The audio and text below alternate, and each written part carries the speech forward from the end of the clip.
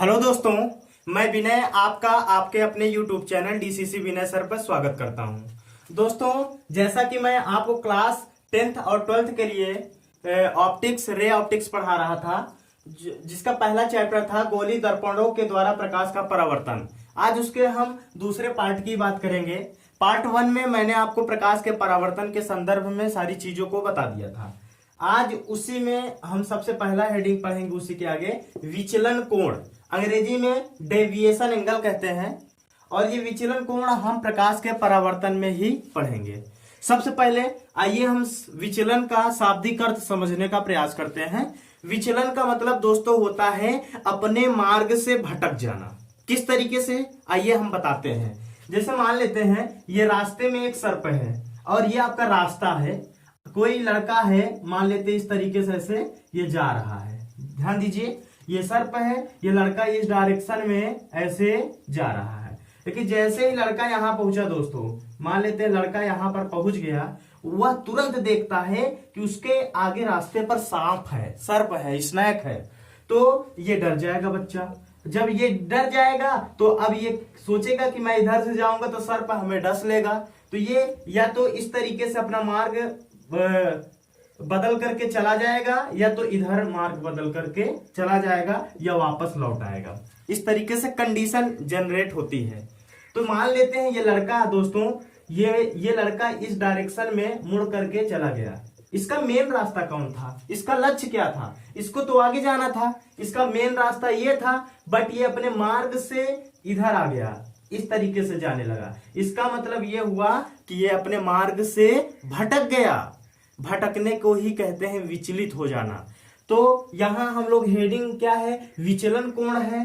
तो कोई भी किरण, यहां किसकी बात करेंगे, किरण, कोई आपतित किरण अपने मार्ग से जितना विचलित हो जाती है दोस्तों, जितना विचलित हो जाती है उसी को हम लोग विचलन, जितना एंगल विचलित होगी, जितना कोण बना के विचलित होगी, उसी को हम लोग विचलन कोण कहेंगे। सबसे पहले तो ये देखेंगे, इसको जाना सीधा था, ऐसे चला गया, ये विचलन हो गया, भटक गया। लेकिन जब कोण में देखेंगे तो जितना कोण ये भटका, ये वाला कोण भटका है इस तरीके से, यही आपका विचलन कोण है। ये क्या है, विचलन कोण है।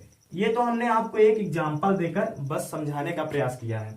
लेकिन आइए हम लोग प्रकाश के परावर्तन में विचलन कोण देखते हैं कैसे होता है। आइए देखिए दोस्तों, जैसा कि हमने पिछले वीडियो लेक्चर में आपको बताया था कि प्रकाश का परावर्तन क्या होता है, ये सारा चीज आप लोगों को बता दिया गया है। आज हम इसमें प्रकाश के विचलन की बात करेंगे।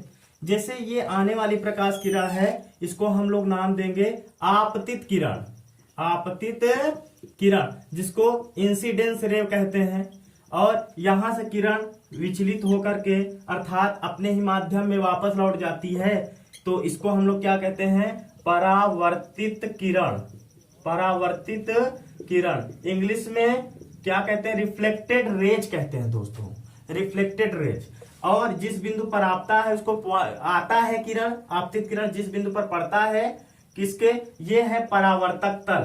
परावर्तक तल समतल पृष्ठ है, परावर्तक रिफ्लेक्टिव सरफेस बोलते हैं इसको। ये यहां पर आया तो इसको बोलेंगे हम लोग आपतन बिंदु। क्या बोलेंगे दोस्तों, ये है आपतन बिंदु। इंग्लिश में आपतन बिंदु को क्या कहते हैं, पॉइंट ऑफ इंसिडेंस। और आपतन बिंदु पर ऊर्ध्वाधर ऊपर की ओर पृष्ठ के, किसके, पृष्ठ के लंबवत खींचे गए लंब को हम लोग अभिलंब का नाम देते हैं। ये आपका है अभिलंब, जिसको अंग्रेजी में नॉर्मल कहते हैं। तो ये सारी चीजें हम लोगों ने देखा था। आपतित किरण अभिलंब के साथ जो कोण बनाती है उसको हम लोग आपतन कोण आई कहते हैं, और परावर्तित किरण अभिलंब के साथ जो कोण बनाती है उसको हम लोग परावर्तन कोण आर कहते हैं। इतना हम लोग जानते हैं। लेकिन हमारा टॉपिक तो यहाँ विचलन कोण है। अब ये बताइए, ये आने वाली प्रकाश किरण है, ध्यान दीजिएगा, आपतित प्रकाश किरण है। अगर ये दर्पण ना होता, ये परावर्तक तल ना होता, ये समतल पृष्ठ ना होता, तो ये प्रकाश किरण कैसे जाती मित्रों, ये प्रकाश किरण ऐसे सीधी जानी चाहिए थी, इस तरीके से इसको सीधा जाना चाहिए था। ध्यान दीजिएगा, डॉट डॉट दिखा रहे हैं क्योंकि गई नहीं है, केवल हम कल्पना कर रहे हैं। इसको जाना चाहिए था, इसका ये वास्तविक पथ था, वास्तविक मार्ग था, वास्तविक मार्ग इसका क्या था दोस्तों, इसको ऐसे रियल पाथ जो था इसको ऐसे जाना चाहिए था, लेकिन ये अपने मार्ग से कितना भटकी, ये वाली देखो ऐसे आई ऐसे चली गई, इसका मतलब इसको सीधा ऐसे जाना चाहिए था, तो ये इतना अपने मार्ग से भटक गई। देखिए इतना कोण बना के अपने मार्ग से भटक गई। अब भटक जाने को हुई हम लोग विचलन कहते हैं, तो जितना कोण विचलित हुई उसको हम लोग विचलन कोण कहते हैं। यही आपका क्या है, विचलन कोण। क्या है दोस्तों, विचलन कोण, जिसको अंग्रेजी में डेविएशन एंगल कहते हैं। इसको हम लोग डेल्टा से प्रदर्शित करते हैं, इस तरीके से डेल्टा।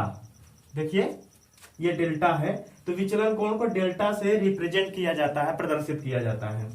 आप लोगों ने देखा कि ये आपतित किरण थी, इसको जाना चाहिए था सीधा, बट ये परावर्तन के कारण अपने मार्ग से भटक करके इस तरीके से परावर्तित हो जाती है। तो अपने वास्तविक मार्ग से कोई प्रकाश किरण जितना भटकती है, जितना दूर हटती है, वही कोण, जितना कोण बनाई है वही विचलन कोण कहलाता है। इसको हम लोग डेल्टा से रिप्रेजेंट करते हैं। किससे करेंगे, डेल्टा से। तो ये हुआ विचलन कोण। अब इसके फार्मूले की बात करें दोस्तों, कैसे आप जानेंगे, आप ये बताइए। आने वाली प्रकाश किरण है, एक सीधी प्रकाश किरण के किसी बिंदु पर अगर हम लोग एंगल की बात करें 180 डिग्री का एंगल बनता है। जैसे ये पूरा सीधा किरण चला गया है, तो हम कह सकते हैं कि सरल रेखा पर बना कोण, सरल रेखा पर बना कोण क्या होता है, आप ही बताइए।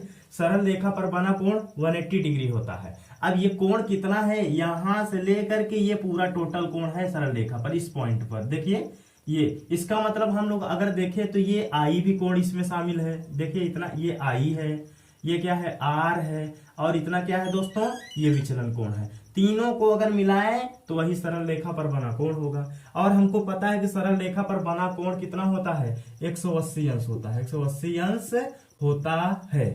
तो देखिए अगर हम लोग जोड़े कोण आई प्लस कोण आर प्लस कोण, ये क्या है डेल्टा, ये क्या है डेल्टा, ये तीनों जोड़ेंगे कितना आना चाहिए, 180 अंश।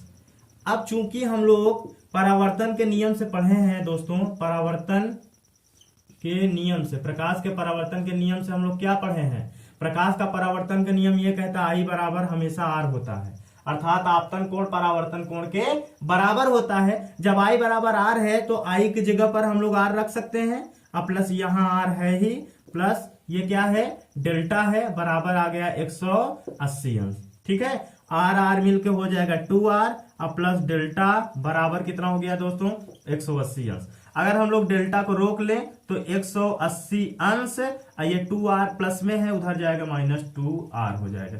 ये फार्मूला आपके पास आ गया विचलन कोण का। देख रहे हैं आप लोग, ये विचलन कोण का फार्मूला आ गया। या इसी को हम लोग ऐसे भी लिख सकते हैं कि डेल्टा इक्वल टू 180 अंश माइनस 2r के जगह पर क्या लिख सकते हैं, 2r के जगह पर, क्योंकि r i के बराबर होता है तो 2i भी लिख सकते हैं। तो ये भी फार्मूला हमारे पास निकल के आएगा।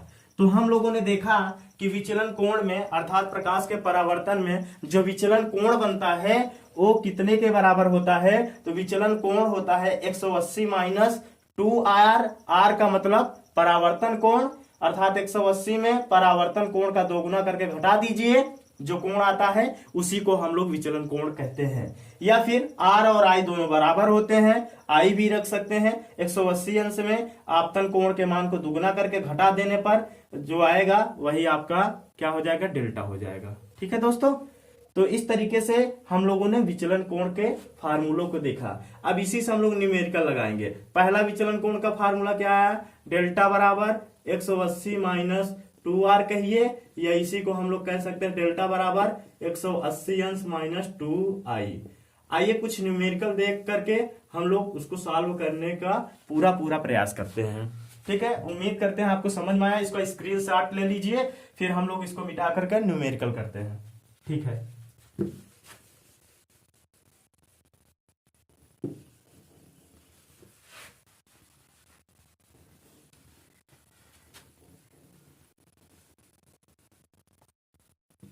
देखिए आइए न्यूमेरिकल करेंगे तो आपको बेहतर समझ। जैसे हम लोग क्वेश्चन फर्स्ट की बात करें आज, तो क्वेश्चन फर्स्ट में मैं आपसे कहूं एक प्रकाश किरण, ध्यान दीजिएगा, एक आपतित प्रकाश किरण अभिलंब के साथ 30 अंश का कोण बना के आती है।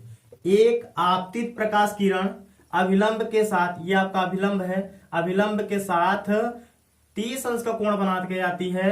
अर्थात दोस्तों आप समझ रहे हैं आई का मान 30 अंश है। कह देगा आई बराबर है 30 अंश है, तो कह देगा कि विचलन कोण का मान ज्ञात, परावर्तित किरण का विचलन कोण का मान ज्ञात कीजिए। अर्थात डेल्टा बराबर क्वेश्चन मार्क आपसे कर देगा। तो आप जानते हैं कि डेल्टा बराबर क्या होता है, डेल्टा बराबर होता है 180 अंश माइनस 2, क्या 2 आई करिए या आर करिए, हमें आई दिया है तो 2 आई कर देंगे। अब 180 में से ध्यान दीजिएगा 180 माइनस 2 आई मतलब 30 है, 30 रख दीजिए। अब 180 अंश माइनस 30 दूना 60 अंश हो जाएगा, घटाएंगे तो 180 में से 60 जाएगा, 120 अंश आएगा। यही हो गया डेल्टा। इसका मतलब दोस्तों कितना विचलित होगी किरण, 120 डिग्री। ये विचलन कोण का मान कितना हो जाएगा, 120 डिग्री का एंगल बना करके ये अपने मार्ग से विचलित होगी। तो इसका यही आंसर हो गया। ये तो क्वेश्चन फर्स्ट हो गया। अब इसी को दूसरे तरीके से कैसे बनाता है आइए और देखते हैं। ऐसे कह देगा क्वेश्चन सेकंड में, इस तरीके से कह सकता है कि कोई प्रकाश किरण, ध्यान दीजिए, कोई प्रकाश किरण, कोई आपतित प्रकाश किरण तथा परावर्तित प्रकाश किरण के बीच का जो कोण है, ध्यान दीजिए इन दोनों की बात कर रहे हैं कि बीच का कोण जो है वो कह देगा कि 90 डिग्री है। कितना है, 90 डिग्री, मतलब 90 अंश है। अर्थात आई प्लस आर बराबर 90 डिग्री दे दे दोस्तों। क्या क्या दे दे, आई प्लस आर बराबर 90 डिग्री दे दे, तो कह देगा विचलन कोण का मान ज्ञात कीजिए, क्वेश्चन मार्क ऐसे दे देगा। तो बिल्कुल आसान है। कल ही हमने पिछले वीडियो लेक्चर में देखा था कि अगर ऐसे प्रश्न दिया रहे आई आर, आप जानते हैं आई आर के बराबर होता है, इसका मतलब अगर दोनों का योग 90 अंश है तो ये आधा हो जाएगा, ये आधा हो जाएगा। तो अगर हम लोग, चूंकि हम जानते हैं आई बराबर आर होता है, तो आई और आर दोनों कितना हो जाएंगे, 90 अंश दोनों का योग है, तो दोनों का आधा कर दीजिए, अर्थात 45 डिग्री हो जाएगा। 45 अंश आ गया, आई और आर 45 आ गया। हमको निकालना क्या है, विचलन कोण। तो हम लोग तो जानते हैं विचलन कोण बराबर होता है 180 अंश माइनस 2 आई करिए चाहे 2 आर करिए, तो 2 आई कर देते हैं। 180 अंश माइनस 2 आई कितना है, 45 अंश है। आप घटाएंगे 180 अंश माइनस 45 दूना 90, और जब इसको टोटल घटाएंगे तो 90 ही अंश आएगा। इसका मतलब विचलन कोण का मान कितना आ गया दोस्तों, विचलन कोण का मान 90 अंश आ गया।